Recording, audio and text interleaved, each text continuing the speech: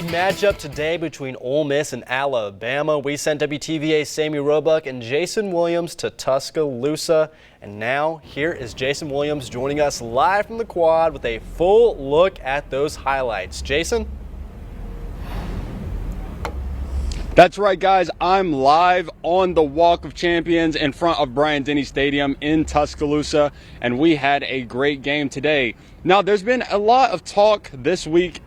Now, this game has felt a little bit different than your typical Ole Miss versus Alabama game, especially heading into the week. There's been a lot of talk about whether the Alabama dynasty is still holding up.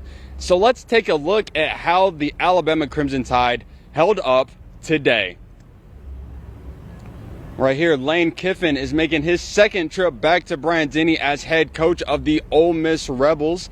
And here we have Jalen Milroe warming up, officially named the starter this week. We're going to have Jackson Dart calling his own number and giving the Rebels a 7-3 lead early on in the first half. Rebel fans liking what they're seeing right there.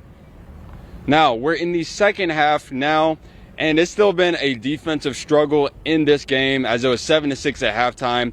Jackson Dart is going to take a deep shot, and he's going to be picked off by Terrion Arnold of the Alabama Crimson Tide. They decided to take a deep shot right there, and Arnold made them pay for it, and he took it back to around midfield for the Crimson Tide. Jalen Milroe, he's going to take a shot himself right there. He's going to sit in the pocket and take a shot, and he's going to find Jalen Hale for the touchdown for Alabama. They would go for two after that. And to finish off, to put the finishing touches on the game, Jace McClellan is going to find his way into the end zone. Here's Ole Miss head coach Lane Kiffin after a disappointing loss. A lot of credit to Alabama. Obviously, they battled through a lot this week, and a lot of people questioned them. And I thought they came out, played really physical, did a great job on defense, especially in the secondary.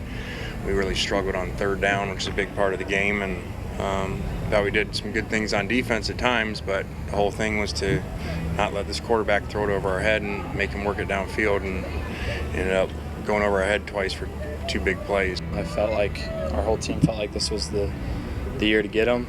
And like I said, I just felt like we missed out on some big opportunities.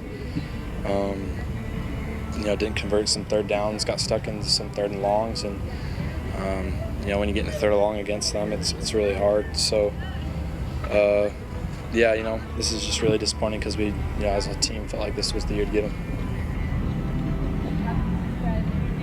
And for Ole Miss, it may have been the year to get Alabama, as considering Alabama got off to a slow start this season with a 2-1 record with a home loss to Texas. However, that is not how things fared today, as Alabama came away with a 24-10 win at home with a dominating second half by the entire offense, defense, and special teams. They were all making plays. Now, moving forward, it does not get any easier for the Ole Miss Rebels, as they will be at home welcoming the LSU Tigers at Vaught-Hemingway Stadium. Now, Mississippi State was on the road as well today, and they suffered the same result, taking a 7-point loss on the road to South Carolina. Now, that's going to be all the sports we have for tonight. Thank you guys for joining us as we've had team coverage in Tuscaloosa all day today. We really hope you've enjoyed the stories that we got to show you guys in this newscast. From the Walk of Champions in Tuscaloosa, I'm Jason Williams, WTVA 9 News.